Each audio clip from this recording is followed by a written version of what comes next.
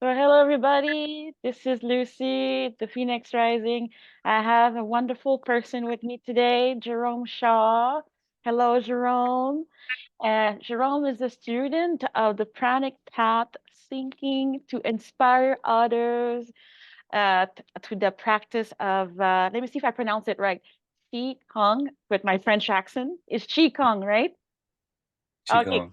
perfect. And fasting. Yeah, I've been having trouble pronouncing this word. So welcome, welcome, Jerome. So how you feeling today? Oh, feeling wonderful. Feeling amazing. Just, enjoying the day. It's a nice little windy day out here in Texas, and we're enjoying it. Also, you're in Texas. I don't Hmm. know. Where in Texas? Where are you? San Antonio region. Yeah. Ah, I see. So we're far, far away from each other. I'm in the north side of Canada. It's Okay. just touching like Ohio. Ohio is right beneath me, and I'm right above it. Yeah, that's right. Okay. So, Yeah. Jerome, let's talk about your past. Take us there. How did it all started with this the spiritual journey, basically? How did it all started for you? Yeah. Yeah. Good question, Lucy. I think that my, my upbringing was more religious. So I was used to going to church when I was a lot younger. Both of my parents, they would take me to their different churches. My dad would be the regular Christian going to church on Sundays. My mom was Seventh-day Adventist, so we would go to church on Saturdays. And so it was a lot about the Bible, a lot about scripture, a lot about Jesus, and, just living godly, living godlike. And then later on in my life, I stopped going to church after a while, a good amount of time. But I feel like spirituality started to come into the fold when I started meditating, when I learned meditation. And that was during a time of intense frustration. Like I was yeah, very dissatisfied with my life, very unfulfilled. I felt a lot of lack. I didn't feel much abundance within me or outside of me. I didn't see it in my reality and I didn't have it in my mentality. So when I started meditating, and I found that through a couple of apps on this technology here, it was one of them was called Insight Timer, and the other one was called Headspace.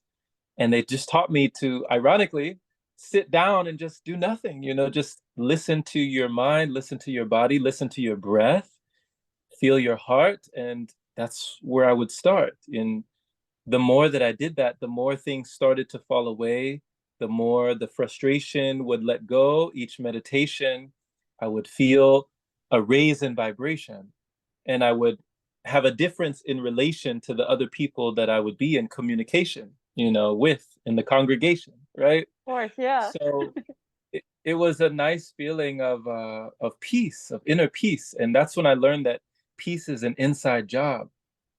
And then when I separated from a lifelong partner, a partner of mine, we were together for 10 years. After a decade, we separated, and it felt like a part of me had separated. Like we had become intertwined and joined together for so long that when we split, it was like my mind was split, my consciousness was split, my being was split, and even my purpose, my what I felt like I was here for, I didn't know anymore.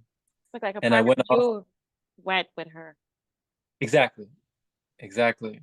So from there, I drove to California, and that's really when the spiritual journey started in earnest. And that was in like 2018, 2019. So right around the same time, but a couple years after, that's when I found some monks and nuns from Myanmar. They brought me into their meditation center, treated me better than some of my family members have even treated, their own blood, like they treated me like family. It was amazing. They just touched me in so many ways, and I'm still in contact with them today, and they still have those meditation centers that they brought me into. And that was when I learned about pranic living, breatharianism, living on light. These terms, this terminology was not in my mind. It was not, Of I course. didn't even know about that. So that's when all those things came online, when I learned about fasting, detoxing, letting go. And yeah, that's when I started to flow a lot better and I started to grow a lot more. So thank you for asking.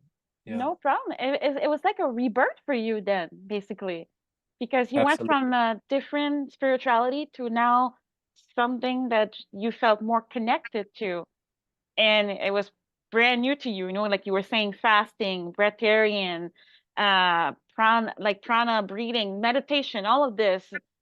Uh, it happens like it happened fast though, right? In a way. It feels like it, when I look back on the way that I was living before, it seems like a past life now. It seems like a different incarnation. It seems like a different person, but I know that it was me, but it was like I was living so differently back then that I wouldn't have recognized who I am today. Yeah. It's like a different person back then. Now you're like a whole new different person, basically. It feels that way. Yeah. Wow. And speaking of 7 Day Adventist, that's something you grew up with all your life, like going to church on Saturdays. Is that it?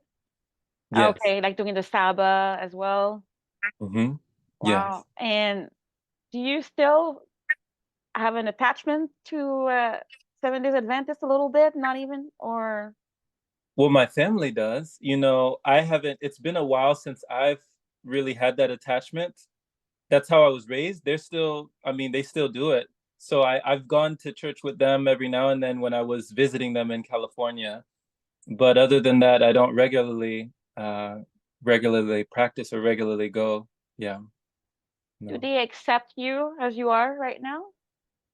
Yeah, and that's one of the things that I'm grateful for. I'm grateful for, and it took a little bit because of course when I was starting to fast and let go, the the perception of me that they had in their mind, that they had in their heart was changing.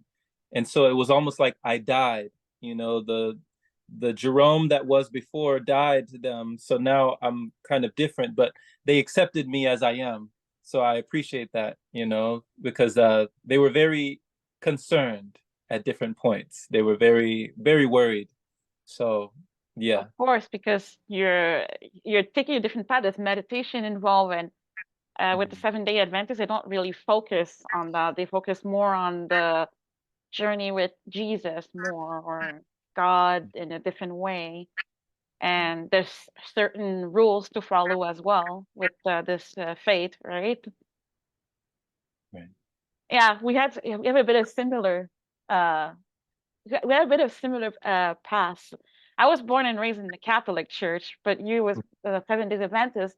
But I also went to 7 Days Adventist churches a couple of times because I have Mhm. part of my family is still practicing that faith. So I ended up going there as a kid. So I kind of know how it was, a couple of hours at the church on Saturdays, waking up early. And then, yeah, I think on Fridays you could not watch any TV after 7 p.m. or Mhm. any radio. Everything was shut down, right? Because it was the Sabbath that was starting. Right, right, exactly. Yeah, so I Wow. couldn't play video games after the sun went down, nothing like that. Yeah. Nothing like that. Okay. All right. Well, I have a question for you. You call yourself a student of the Pranic Palace because you still did you do any studies, or it's just with the practice you still feel like you're a student, you're still learning every day about the Pranic path. And how, Absolutely. yeah, Hmm. how Absolutely. how has this influenced your journey and your perspective on meditation and its role in your daily life? In so many ways, it's definitely influenced my perspective and my perception, the way that I see things differently. Um, even just with a different lifestyle, with a different diet, with a different level of consumption, it's completely different. Different, yeah? So yeah, I different in the aspect of, so I went from eating, totally like carnivorous, raised eating everything, all animal products, animal flesh, everything. And it really didn't hit me until I saw a documentary called Earthlings. Once Mm, I saw that documentary, and it was a vegan documentary, just advocating for veganism and for just the the the the cessation of the cruelty of the animals. That's when I saw all these things that I used to eat in the grocery stores. I saw them completely differently. It was like a veil had opened up, and I was like, oh my God, it looked like dead bodies. Before it didn't feel like I was eating dead bodies. Now it felt like I was eating dead bodies. Mm. And I was looking at vultures that were picking at dead flesh on the street. They call it roadkill out here. And I thought, that's like me. Am I doing something different? Am I missing? What am I missing here? I'm just eating this dressed up, dead carcasses, these dead corpses that I'm putting all these condiments and sauces and seasonings on them, and just it blew my mind. I felt like I had been living a lie my entire life. So that was a level, that was one of the levels that I kind of went through, that kind of identity crisis and the disassociation with what have I been doing all this time, you know? So yeah, that was a big eye opener. Yeah. Wow, that's so powerful. That yeah, that you just by looking at this document, it was a documentary basically, and just by seeing that, it made you ask that question, like, what have I Mhm. been doing all those years? Like, how did I do that? How, I feel you on that too. It's a big awakening, right? Because Mhm. before it's like if you were not seeing the whole picture, but now it's like your eyes are wide open. Now you see. Yeah. A lot a lot more open than they were.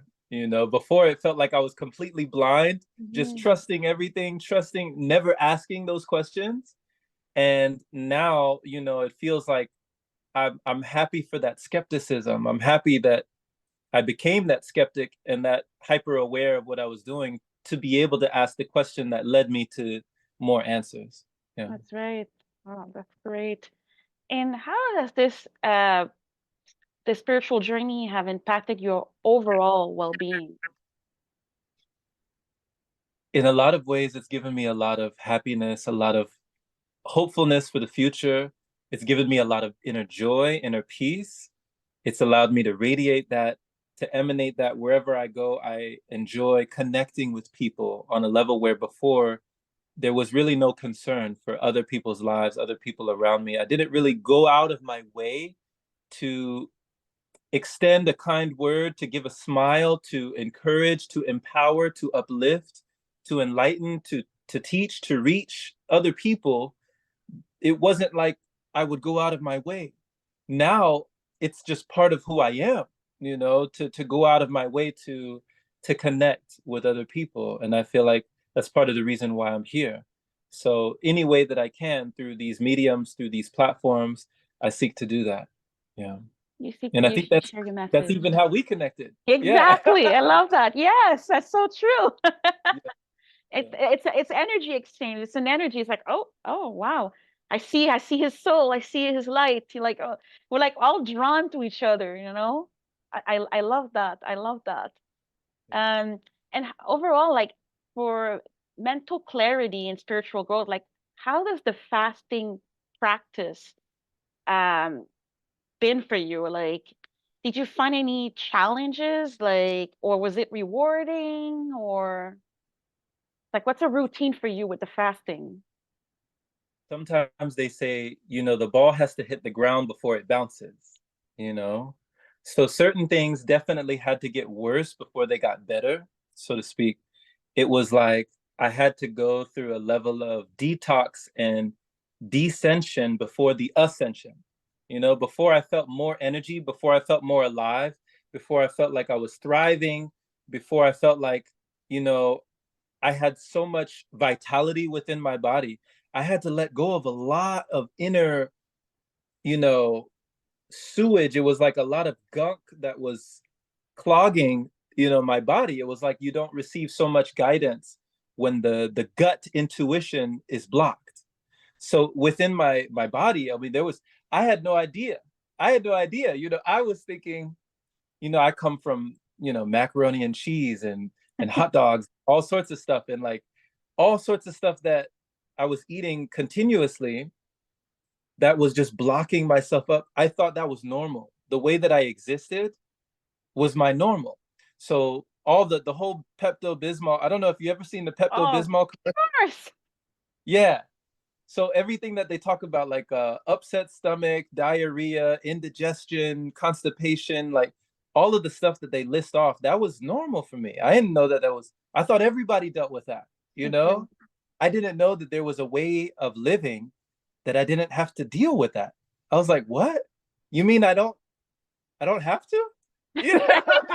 like, Right. you, like I thought that was normal, you know? So when all of that stuff let go and my body started to flow more efficiently, you know, more effectively, it blew my mind.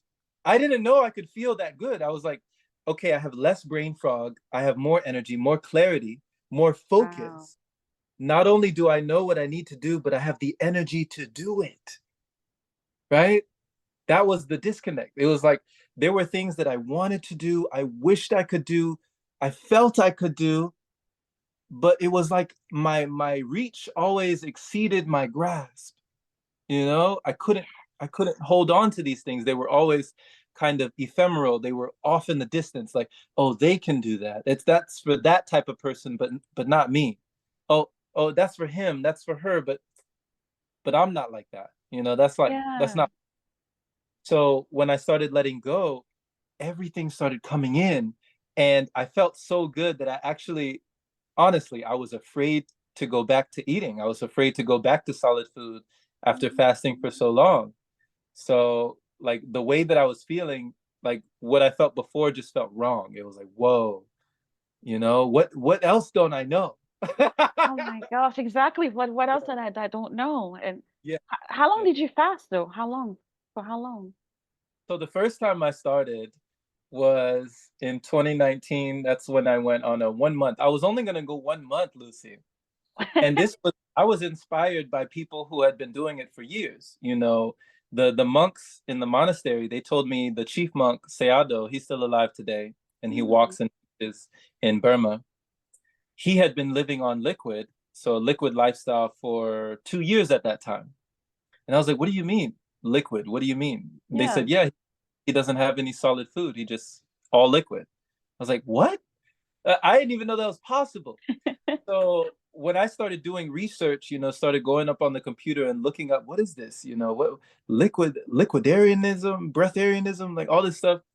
When I did my first fast, I was like, I was thinking, oh, I could do this. I could do 1 month. He did 2 years. I could do 1 month.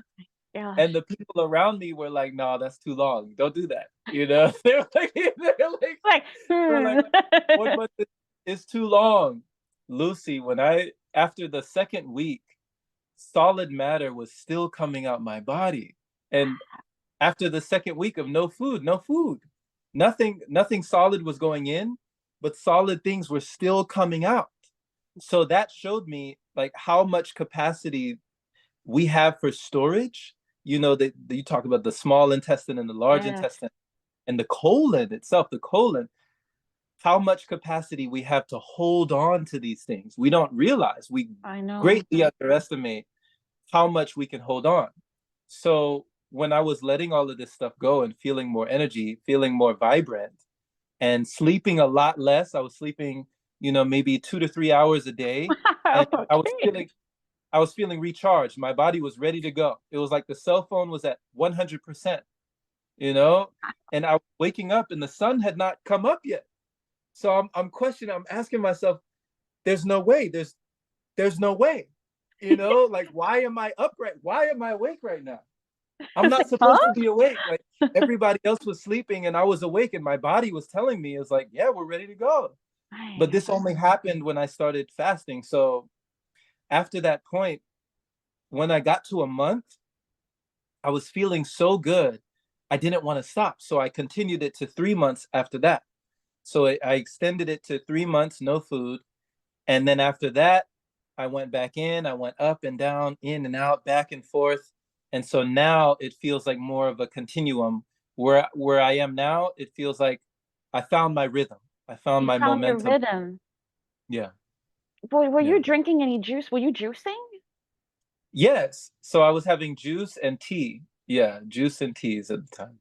Oh, so juices. And Any cravings that happen in your mind? Were you like feeling any emotional detox?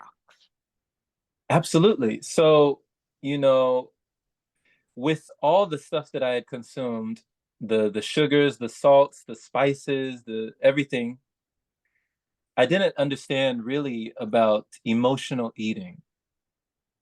So I didn't really understand, like there were times where, I would just be bored or maybe have nervous energy or restless energy. And I was kind of pushing it down by consuming more food. Mm. Maybe I would be sad, or maybe I would be, just in a state where I was depressed and I was eating something sweet. Or maybe I'd be angry and I'd be eating spicy things. And, I didn't understand like the things that I was craving, the crunchy chips and the spicy wings and all these things. There was always a reason why I was craving this, not only physically, because of course, I was harboring parasites and, all sorts of stuff was Yeah, of breeding around, for parasites and all sorts that was growing in my body, course. but also the emotions that I wasn't addressing. And I wasn't allowing to really just let that breath just sit.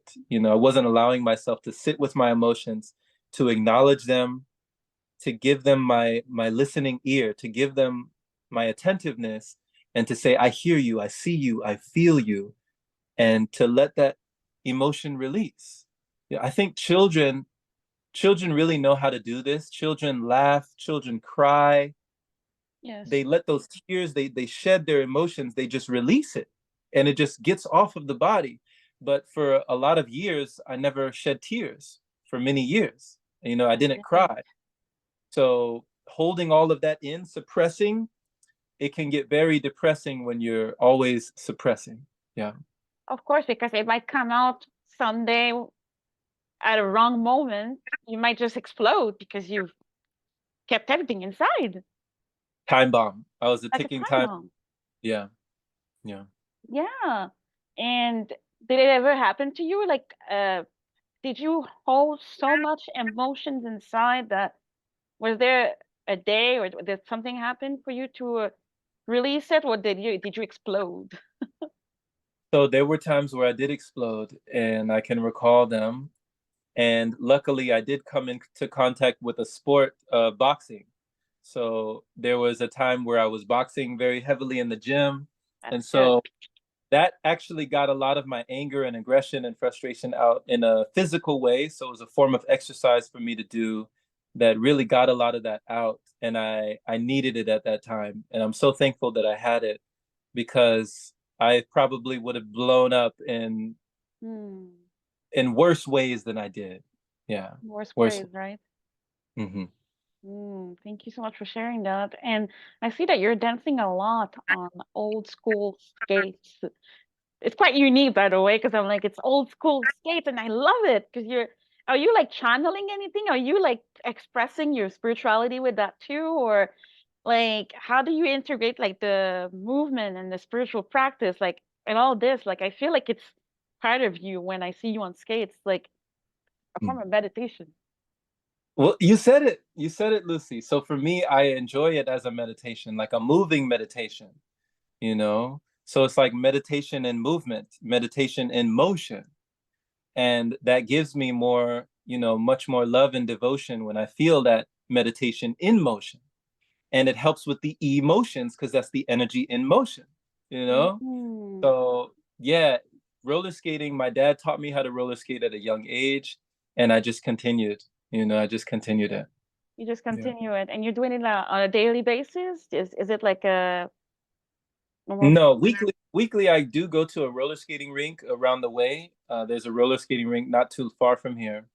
But yeah, wherever I am, if I travel, if I can find one, it's nice. It's always nice to find one around me. Yeah. That's amazing. That's good. And I have somebody that asked you a question. They said, how has your exploration of the pranic path deepened your understanding and connecting with the higher self? And how Mm. do you incorporate this understanding into your daily spiritual practices? Great question. Who did you say asked that question? Let's see. Okay, I can't even see the name. Okay, well. No I'll worries. figure it out. Yeah. Yeah, thank you for asking. So they said the connection to the higher self, is that what Yeah, it was? exactly. How is the this whole spiritual journey, how did it deepen your connection and your understanding of the higher self? I'm still deepening my understanding. I'm still learning. So I that's why I say I'm a lifelong student of this.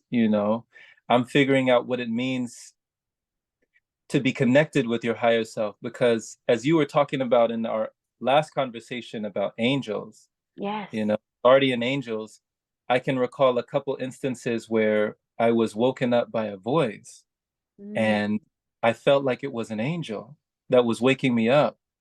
And I remember even hearing a name. There was a name named Gabriel. And I was like, Oh, should I look this name up? Like, what does this mean?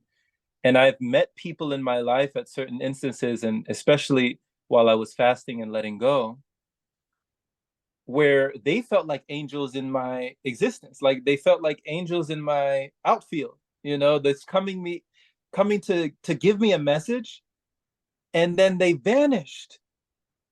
Like they were gone. nice. Gone, Lucy, gone. Come You on. know, like they would come up, I would meet somebody, he would deliver a message, and then by the time I would turn around, he was gone.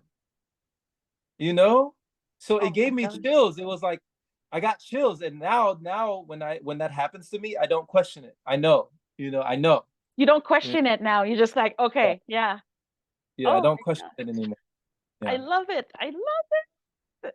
It's true because sometimes they will just show up in a human form, right? Right. And then they're gonna Right. give you a message, and then you turn around and they're gone. Gone. They were Gone. there for a reason. Yes, I believe it. Yeah, I, it happened to me a couple of times too when I was younger as well. And it's just like, Mhm. where's that person now? Okay, so what was the point? Okay, this, Right. yeah, very magical. That's amazing. Oh my gosh. And I do believe that your journey includes overcoming some addictions, right, in the past. And how has your spiritual path and practices like fasting helps you in this aspect of personal transformation? Yeah, so fasting definitely helped me overcome a lot of food addictions. Even though I called it fasting in the beginning, I call it pranic living now because it's more of a lifestyle. Fasting does have a connotation of deprivation. People usually link and make a connection with fasting and depriving themselves of something for maybe spiritual evolution or a more connection with their body or their higher self or their spirit. Now I practice pranic living for not only just my enjoyment of the state, my awareness, the way that I feel, but also what it reveals and also what it heals. It can heal past traumas, it can heal things that we have been weighted down, just a lot of baggage that we've been holding on our shoulders. And we carry that as we grow older. We carry that and it just continues if we don't address it. That's right. So chronic living has given me a lot more, just a lot more oomph in my spirit to let someone else understand that this is a viable way of living. There are people that, I mean, when they see me not eating, it's very uncomfortable, for them to Mm, witness somebody not doing something that the majority of people are doing every day. And I was doing it every day. So now that I'm not doing it, it's very like, it's interesting to see the effect that it plays out on other people. So yeah, it's just for me, it gives me a lot more reasons to explore and to learn much more. It put me back at base level to say, okay, I know nothing. I don't know, like how much more don't I know? Like just show me. Because if right? I had more if I had had more education when it came to nutrition, when it came to the things that I thought my body needed to survive, to even exist, to even be breathing and talking with you, I would have never gone this far. You know, Mhm. I would have never gotten here if I hadn't had the ignorance. I was ignorant of what I thought it needed, you know? I think we were So all since I, are. yeah. Right? So, since I didn't have that education, you know, it allowed me to reach a new state, and now I feel great. So thank you. Thank you for asking. Oh, Yeah. not a problem. And what about like your environment like now? Do you go out to those social events where people invite you to the restaurant and how are you like how you present yourself? I mean, like, do people accept you for who you are, just if you're fasting or if you're eating differently than them? Right. So, now I can just, find something on the menu like some orange juice or something. Actually, that's what I had. So that recently we were at a funeral, Mm. and for one of my uncles, he passed last year, and the whole family was there. And after the funeral gathering, we all went to the Cheesecake Factory. Oh, And oh, it was a long stretch. Like the table was long. It was like from over there to over there. It was the whole family sitting at the table, and I'm sitting at the table. Everybody's eating everything, pastas, everything. People are eating all sorts of stuff. And I just had a glass of orange juice, in front of me. That was it, you know? And so, people were kind of giving me looks every now and then, but they were so focused on what they were eating, they didn't really care that much, you know? they didn't notice. Like, hey, he's just drinking. Yeah. What I realized is that they just want to see something in front of you. Hmm. So it's just the disconnect between not having anything. When there was nothing in front of me, that's when people were kind of uncomfortable, like when I had nothing. So now that I at least have a glass of something in front of me, it makes people less uncomfortable, and they feel like okay, like we're the same. We don't feel We're the so same. alienated from each other. Yeah. That's right. And you still have the same circle of friends, or did it change when your whole spiritual journey evolved?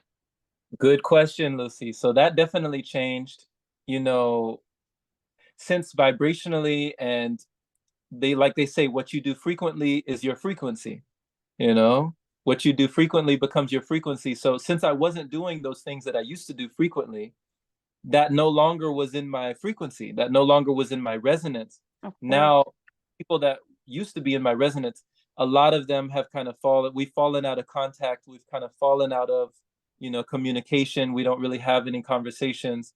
They see me, there's no love lost, but yeah, there's a lot of people that I thought were like lifelong friends that now they're just kind of gone back to, we don't really speak anymore.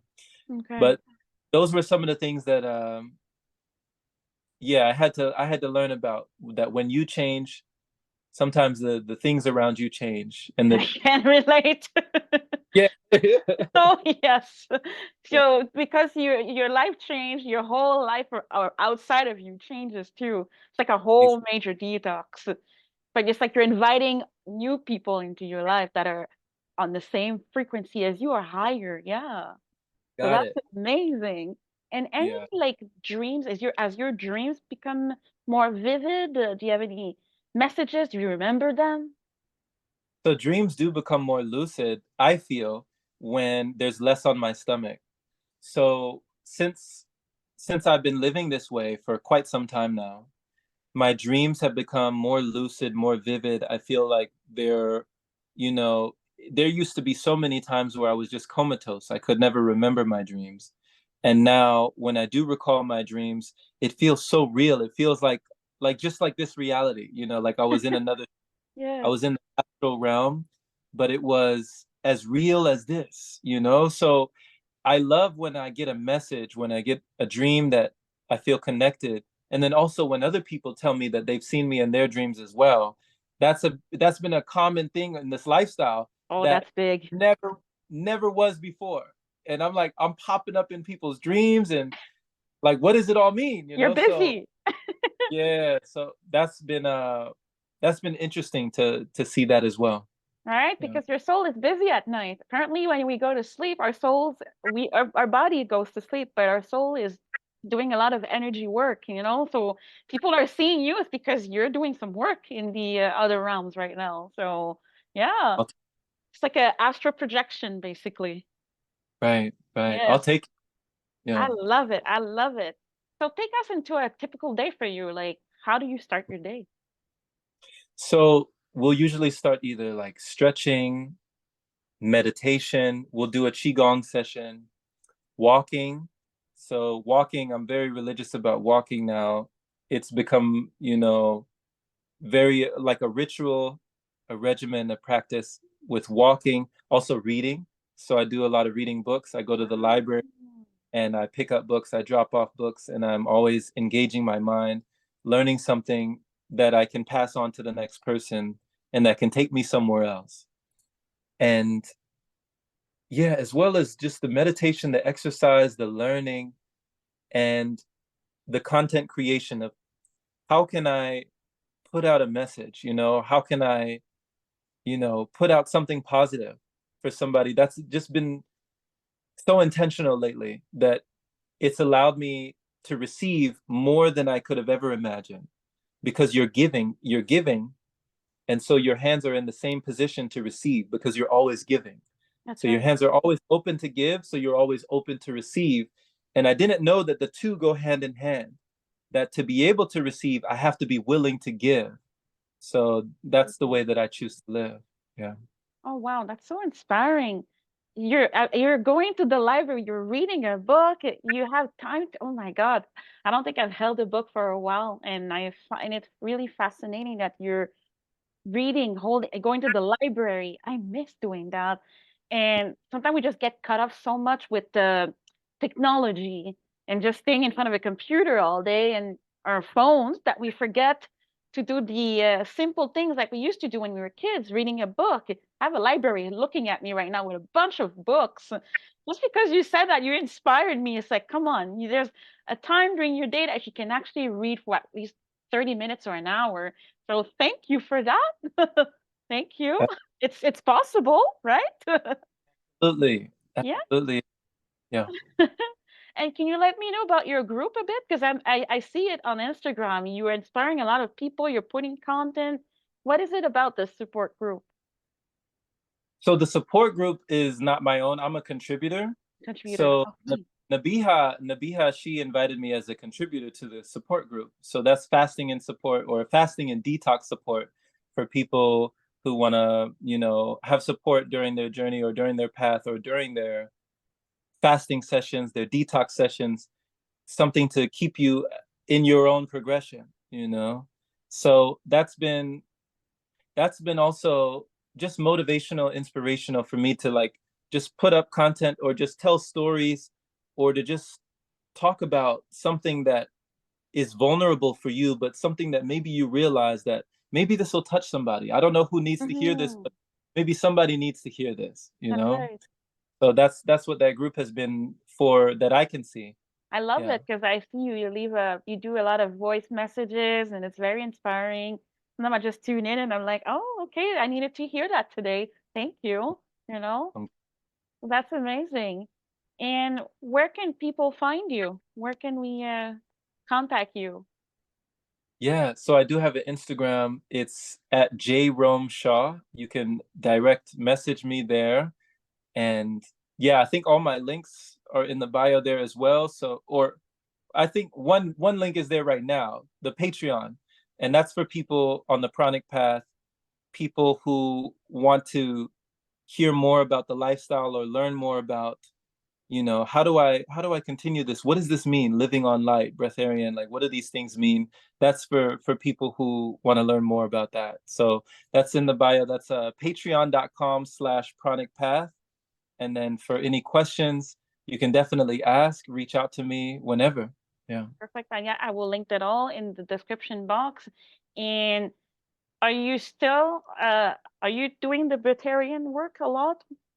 Like right now? Are you really into the Breatharian work? Yeah. Yeah. So yeah, like I said, it's part of my lifestyle now. Yeah. Can you elaborate? Because I'm sure there's some viewers that probably gonna ask like, what is Breatharian? I still don't get it. What is a Breatharian? So, there's a word, it's an ancient word, it's called inidia. And the word inidia, it means to eat very little or not at all.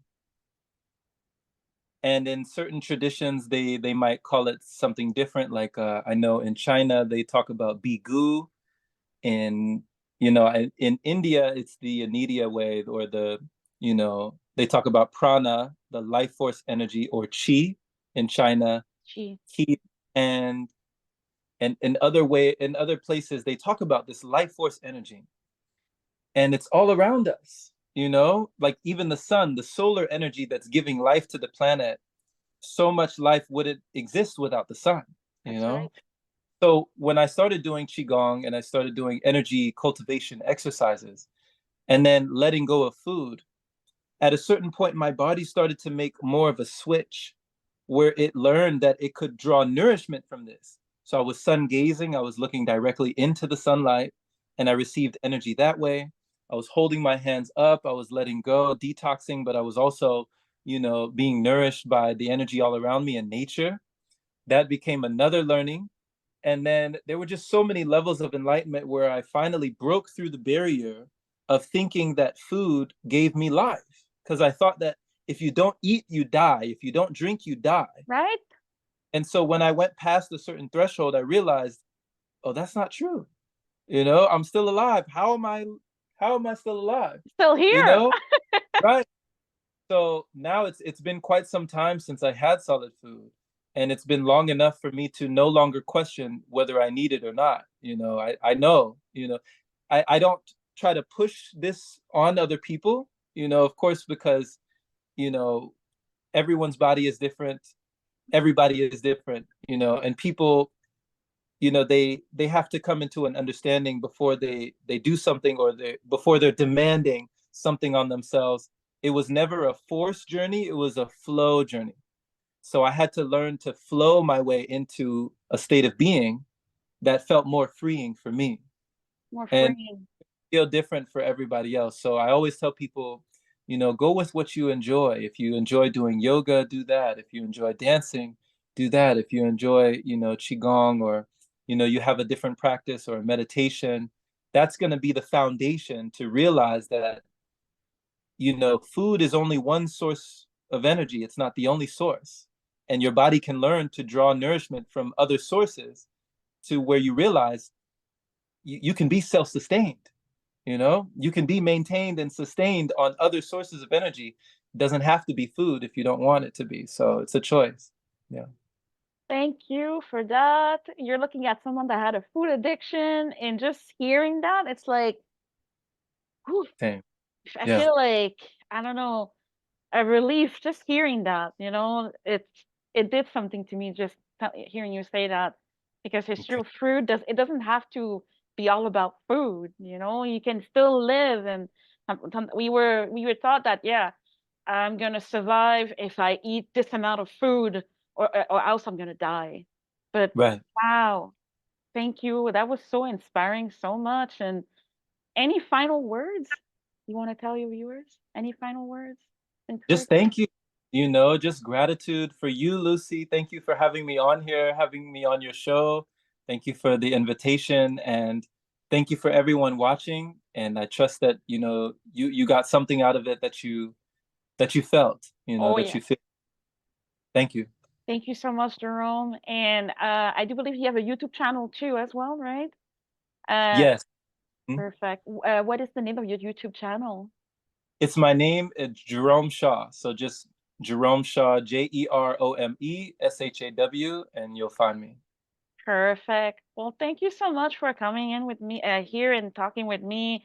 It was so inspiring. I feel like a little bit of a weight has been lifted off for me just hearing you say those things. It's it's like we have to. It's like we're working together, but it's like we fuel each other up, like with those conversation. And I don't know how to explain it, but wow, I feel like, whew, amazing with our talk. So thank you for that. And for our viewers, yes, I will share that soon, and I will put all Jerome's information in the description box. So again, thank you so much for coming in. Thank you. Thank All you. right, you're welcome. Thank you for watching, everybody. See you next time. Bye.